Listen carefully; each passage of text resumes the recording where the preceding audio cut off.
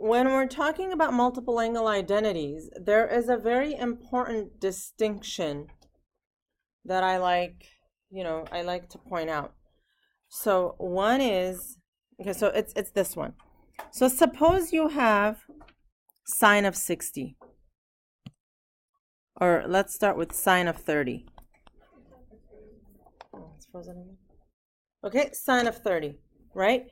How much is sine of 30? 1/2. Now, if I did 2 sine of 30, that's just what? 2 times 1/2, which is 1, right? Now, suppose I start with sine of 30 again. That's 1/2. But now, suppose I do this, sine of, not 2 times sine of 30, but sine of 2 times 30. Now this one, do you see how it's completely different from before? Right? This becomes sine of 60, and that is root 3 over 2. So now, right, what I want to point out is, this is just 2 sine x. That's just, you find sine x, multiply by 2. This is sine of 2 theta. So what you're doing here, right, is you're doubling the angle. Okay? So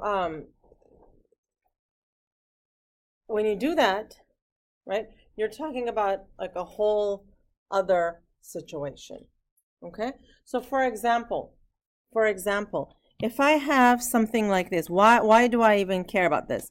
So look at this one. If I have sine of 22.5, I have no idea what that is. But now, if I take that angle, multiply it by 2, what do I have now? Now I have sine of 45, and that I know exactly what to do with. Okay? So it's about getting, it's about finding relationships, right?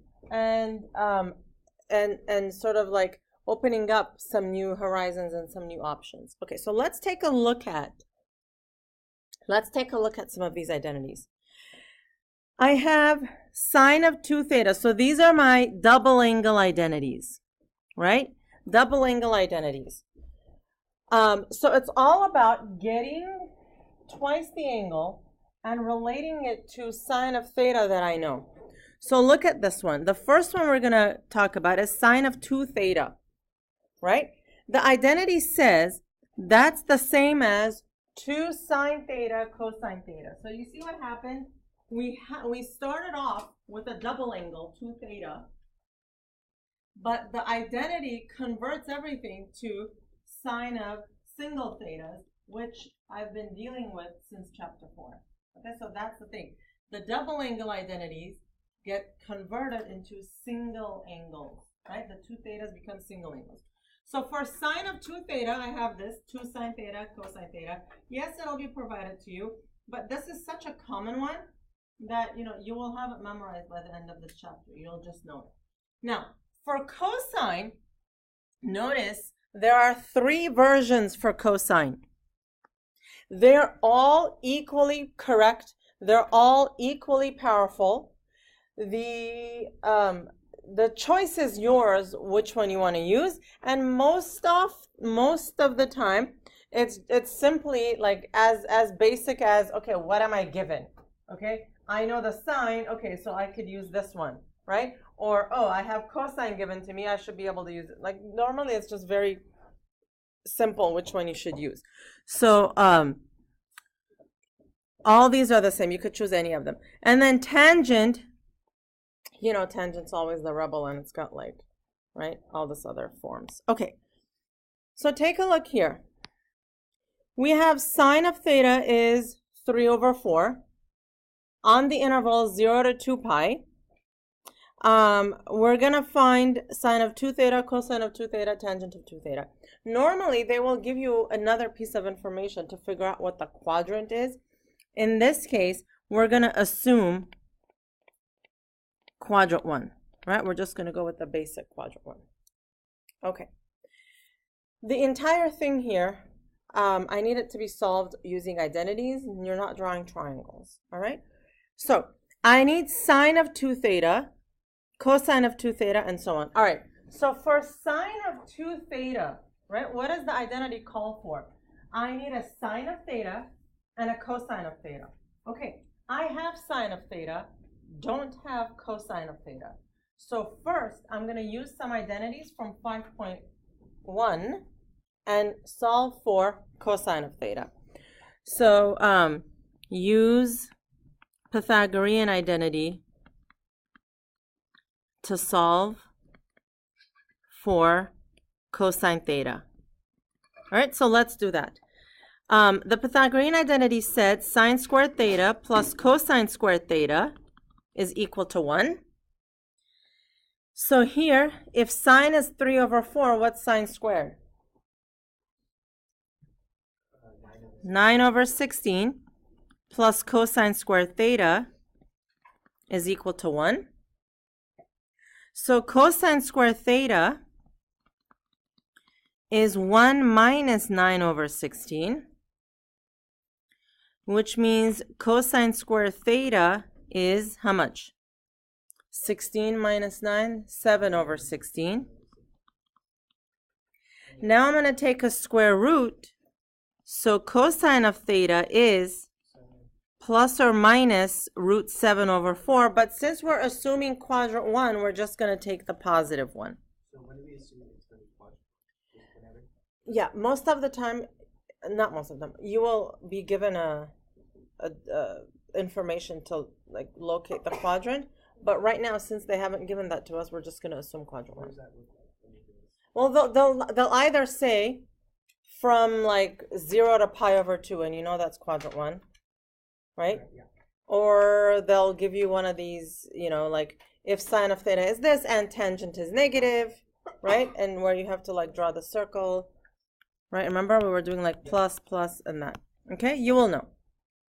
Okay, so we're going to take cosine of theta to be root 7 over 4. Okay, now sine of 2 theta is 2 sine theta cosine theta. So this is 2 times, how much is sine of theta? 3/4. How much is cosine theta? 7. I just found it to be root 7 over 4. So sine of 2 theta is equal to times 2. No, I canceled out the 2. Right. 7 over 8. So it's either, you know, 6 root 7 over 16, or we're going to reduce these. So it's 3 root 7 over 8. Okay, so there's that. Okay? Yeah? Okay, next, let's go and find cosine of 2 theta. Now, for cosine of 2 theta, I have choices. I could use the first one, I could use the second one, I could use the third one. I have everything given to me, so I can choose any one of them. You know what? I'm gonna used the first one. We already know what it is. I'm gonna go and use the first one, right? So cosine squared theta minus sine squared theta. Okay, what's cosine squared theta? 7 over 16 minus sine squared theta, that one, right? Not this one, the 3 over 4. So that's 9 over 16. So cosine of 2 theta is equal to negative 2 over 16, which is negative 1 over 8. Okay, let's think about this for a minute. Okay. How did this turn out to be negative? Is it right? Is it right that it's negative? Does that make sense that this is negative? No. Okay, so let's think about that. I'm going to draw it here. We assumed that theta was in quadrant 1, right? Yeah? What is in quadrant 2? Theta's in quadrant. Theta's in quadrant 2. Or cosine. You guys are... Cosine is negative, so it has to be quadrant 2. Yeah. Because you multiply, it's 2 things. Aha, there it is. This is theta. Here, it's cosine of 2 theta. So suppose, okay, so your angle, suppose this angle was 60. How much is 2 theta? 120, which is in this quadrant. So you get, right? So you get negative cosine. Now, what if theta was 30? What's 2 theta? 60 still in here. So look at how much information this gives us. This tells us it's greater than 45, right? Because if theta is 0 to 45, 2 theta would still be in quadrant 1. It would be, up to 90. But the minute theta is past 45, like 46, now 2 theta is 92 in quadrant 2. Okay? So this tells us that theta is greater than 45 degrees. Okay. Next, we want to find tangent of theta. Now, a tangent of 2 theta. Now, okay, I can totally use this, but remember, tangent is always sine over cosine. So that means tangent of 1 theta is sine of theta over cosine of theta. Tangent of 2 theta is sine of 2 theta over cosine of 2 theta. So as long as all of the angles are the same theta, you can still do tangent is sine over cosine. And if you can do that, why would you do that? I mean, I get it, it's fun. If I was on a plane going somewhere, like an 18-hour, plane ride, okay, fine, I would totally do that to pass the time. But really on a test, let's do it this. What you cannot do is you cannot do sine of theta over cosine of 2 theta and pretend to get a tangent. That's just you dividing random numbers, okay? So be consistent. So tangent of 2 theta is sine of 2 theta, which is 3 over 4, over cosine of 2 theta.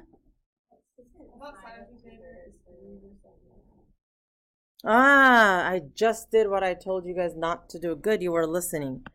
3 root 7 over 8. All right, and that's even better because these 8s will go away, and what I have left is that tangent of 2 theta is negative 3 root 7. Right, so if the cosine of 2 theta is negative, right, then the tangent is also going to be negative, right? That makes sense because it's, it landed in a negative quadrant. Okay? All right, so that is, very basic application of these identities. All right, the more fun stuff is this.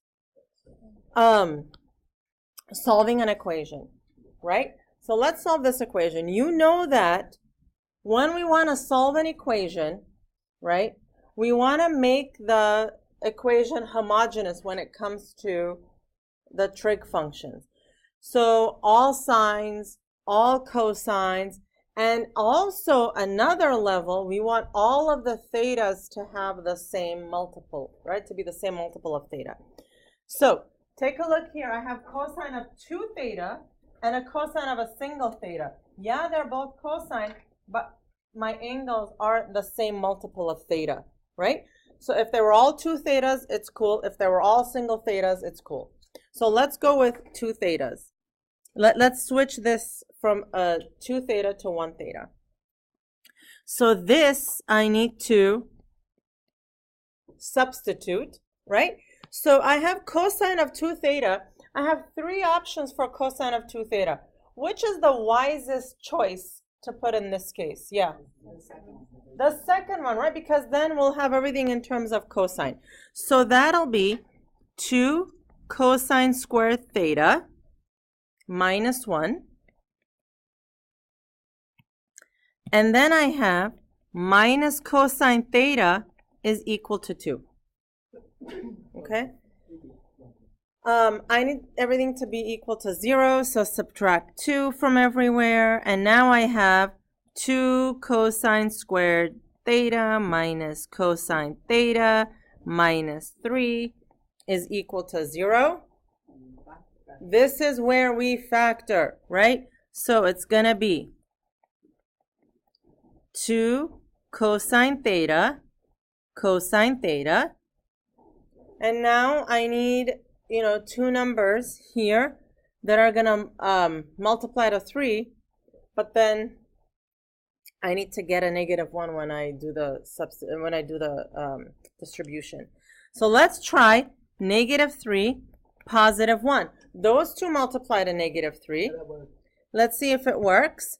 Here I get +2 cosine. Here I get -3 cosine. That's -1 cosine, which is what I wanted here, so we're good. Okay? So now, zero product property. Something times something else is equal to 0. We're good to go. Right? Here, 2 cosine theta minus 3 is 0. Cosine theta is 3/2. Can that happen? No, cosine can't be greater than 1, so no information from there. Here, though, cosine theta is -1, so theta is pi. Cosine is bound from -1 to +1, right? The value of cosine cannot exceed +1 and cannot go below -1. It could be -1, though, and that's going to happen at pi. So theta is pi. Okay? Right? So nice and clean. All right. Now, take a look at this one. So we have double angles. We can actually use double angles. We can transform it. We can rearrange it to derive another set of formulas, which is power reducing identities. So this one, take a look here. So we're going to go from double angle to power reducing. So take a look at this. Can I solve this for sine squared theta? Of course. Well, here's what I'm going to do. Cosine 2 theta minus 1 is equal to -2 sine squared theta. Okay. And if I were to get rid of that negative, then it's negative cosine 2 theta plus 1 is equal to 2.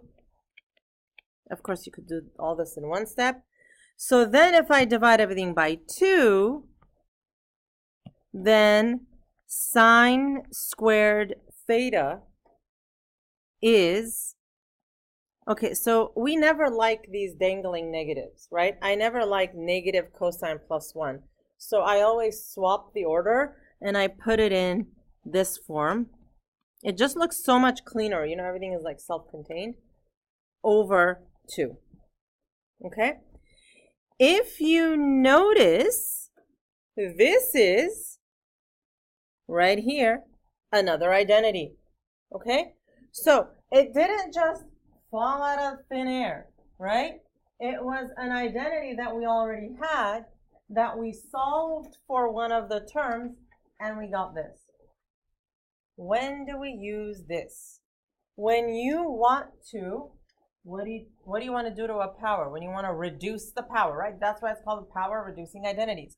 So you use it when you've got these terms, sine to the power of 8, cosine to the power of 4, and they're just, too big to deal with. We reduce those exponents, eventually getting rid of them. The most manageable, we like sine to the power of 1, cosine to the power of 1. We like sine squared, cosine squared, tangent squared. But once you get into the 3s, you want to reduce those powers, okay? So we have 3 versions, sine squared, cosine squared, and tangent squared. Okay. Let's do this. This is my favorite problem in this lesson. Okay? So take a look at what it says. Yes. Are these going to also be provided on the sheet? Everything on this in 5.5 will be provided for you. It's a whole sheet of identities. Okay, hang on.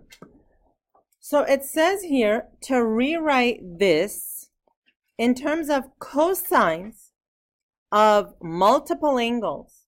Okay? Cosines of multiple angles. That means we can have cosine of 2 theta with no power greater than 1, right? So here I have a power of 4, and I have a cosecant.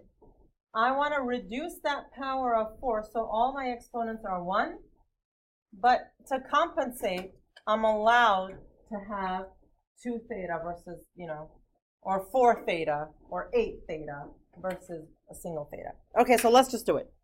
Okay. Cosecant is what? 1 over sine to the 4 theta. Okay? Okay. I don't know what sine to the 4 is. I don't know how to work with sine to the 4. I can work with sine squared though. Right? So now, can I write sine to the 4 like this? 1 over sine squared theta squared? Can I do that? That's the same, because if I have x squared squared, that's x to the 4, right? So I can write it that way, okay? It's just like if I asked you how old you were, and instead of telling me you're 16, you tell me you're 4 squared. I mean, that's the same. You told me how old you are. It's the same thing, right? Okay. So now, so look at what I did though. I reduced my power from 4 to 2. I'm almost there. But I still have a power of 2. I'm not allowed to have a power of 2. I got to reduce one more time.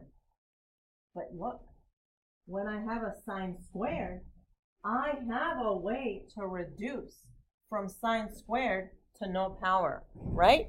So here I'm going to use my power reducing identity, this one. So this is going to be 1 over, so sine squared theta is 1 minus cosine 2 theta over 2 squared. Okay? All I did was I took this out and in its place put this. Okay? Now, yeah. Okay, so now if you have 1 over a fraction, that's just the reciprocal of the fraction. So it's going to be 2 over 1 minus cosine 2 theta squared.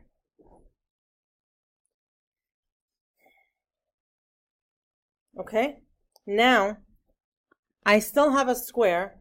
Let's get rid of it. So what we're going to do is we're going to square these terms now, right? We're going to square these terms.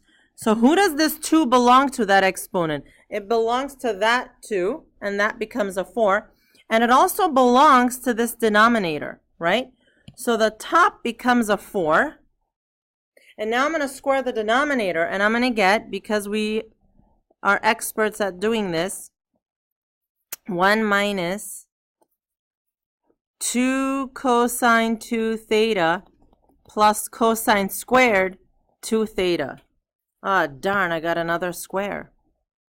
But it's okay because I know how to reduce cosine squared, right? So let's see how we can reduce that. How can we reduce that? What can I substitute for this?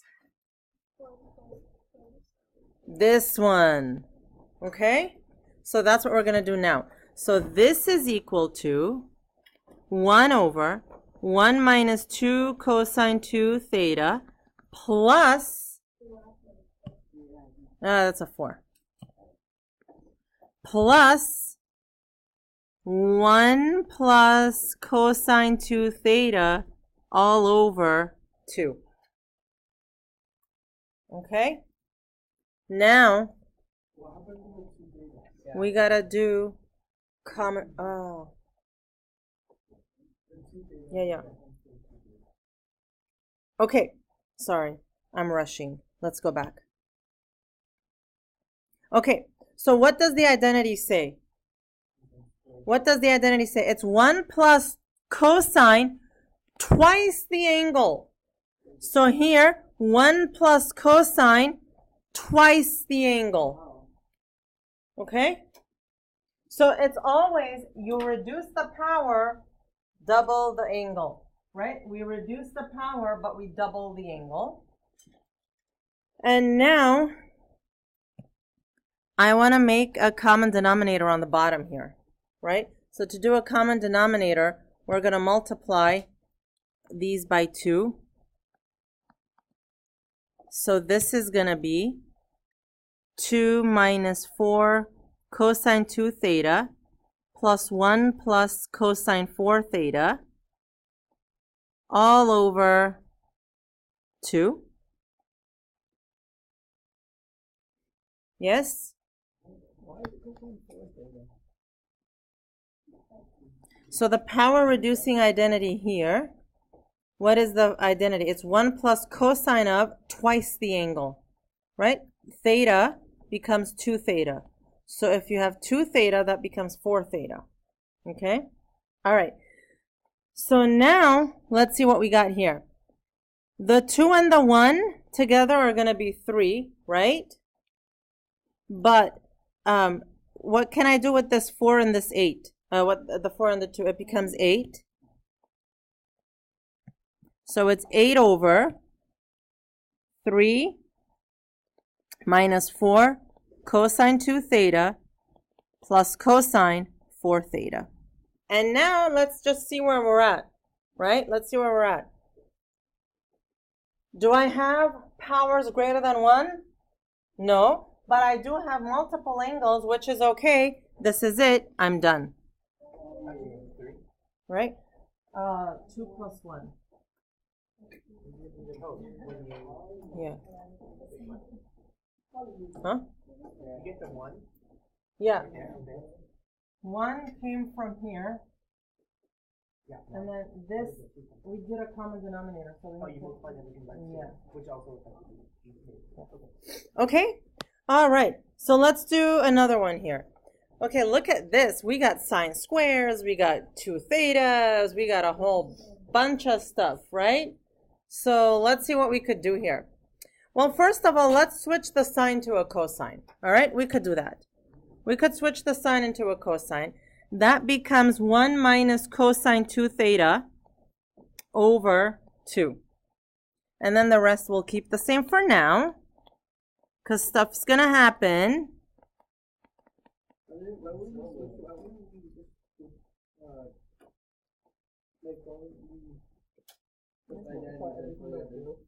We are. Eventually we are. For cosine 2 theta? Yeah. Because look at what's going to happen now. The cosines are going to combine. It'll be cleaner to do it in the second step. So everything multiplies by 2. So we get 1 minus cosine 2 theta plus cosine 2 theta minus cosine, these are 2's. Wait, no, yeah. Okay? So now look at what I have. This I could combine. And I get 1 plus cosine 2 theta minus 2 cosine theta equal to 0. Not factor it. We can't factor this. Why can't we factor yet? What else is an issue? There is still a 2 theta and a theta. I gotta do another identity.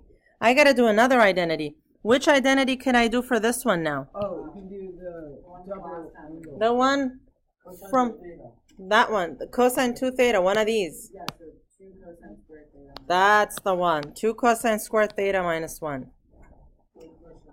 Yes. I'm listening.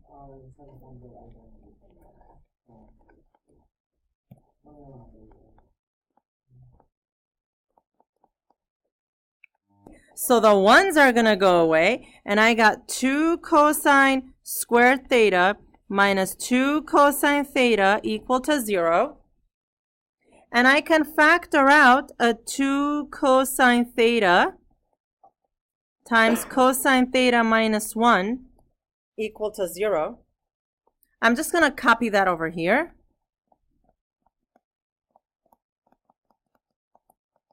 Does the 2 out front affect anything else we're going to do now?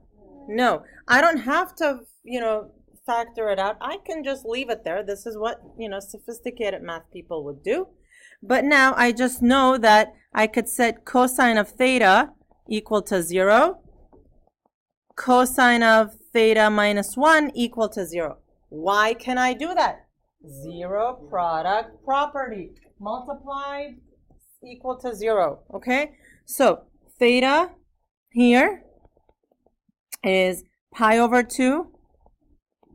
3 pi over 2.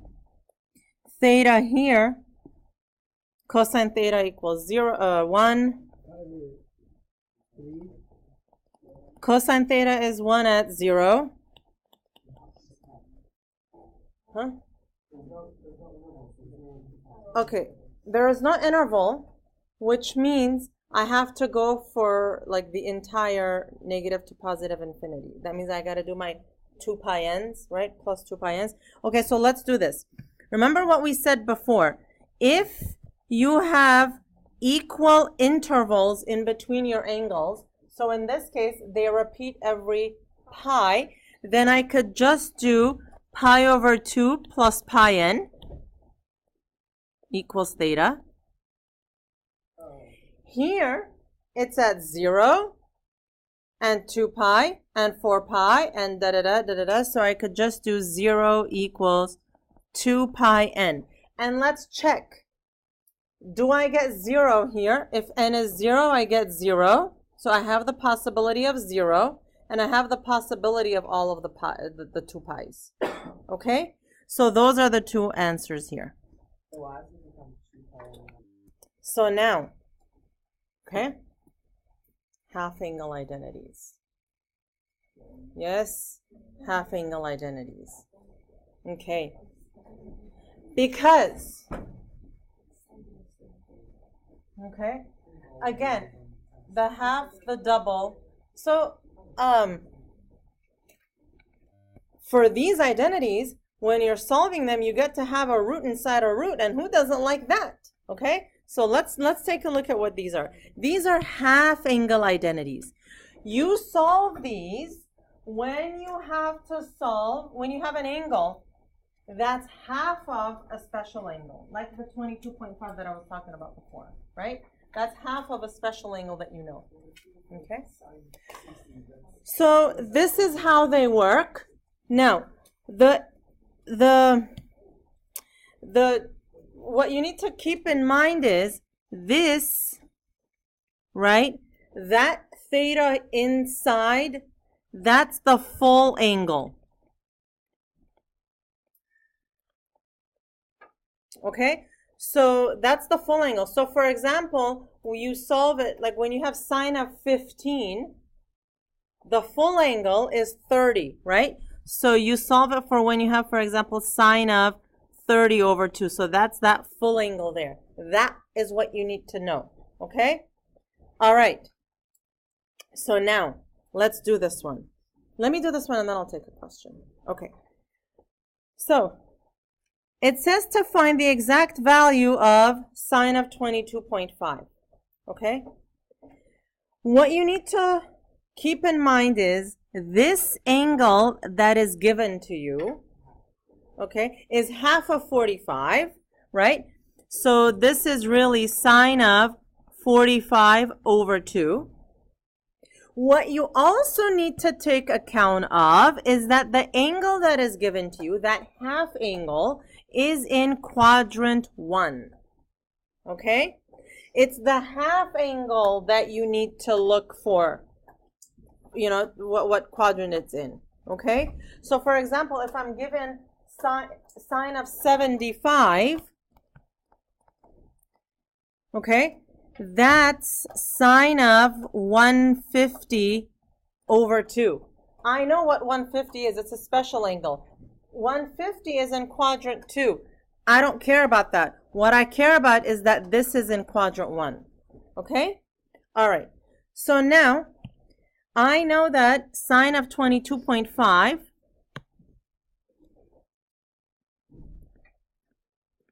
is half of some angle. So I gotta use the half angle identity.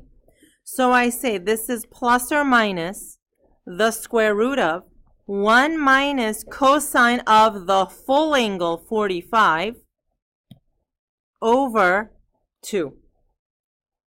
Now, plus or minus, I'm going to choose the plus because 22.5 is in quadrant 1.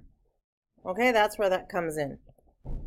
So now, this is positive square root of 1 minus, what's cosine of 45?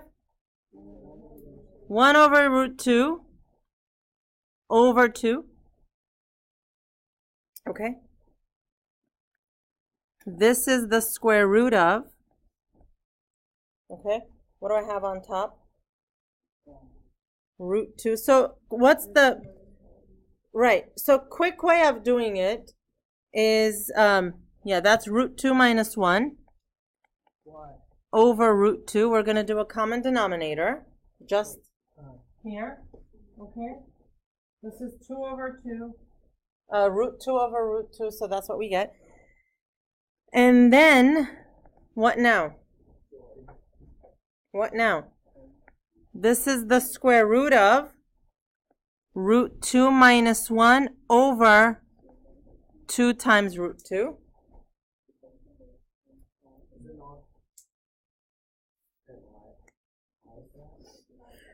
We're dividing. It's this times 1 over 2.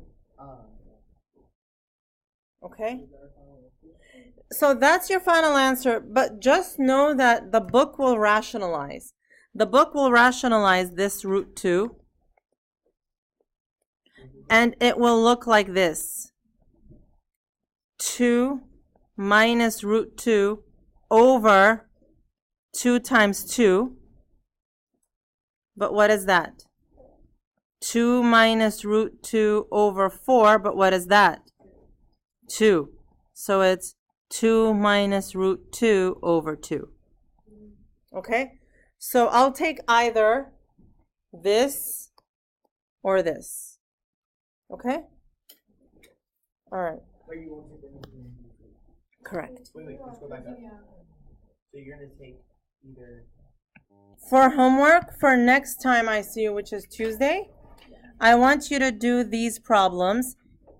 It might not be on haiku that, you know, the first part is due on Tuesday, but the first part is due on Tuesday, all right? So please do this for Tuesday.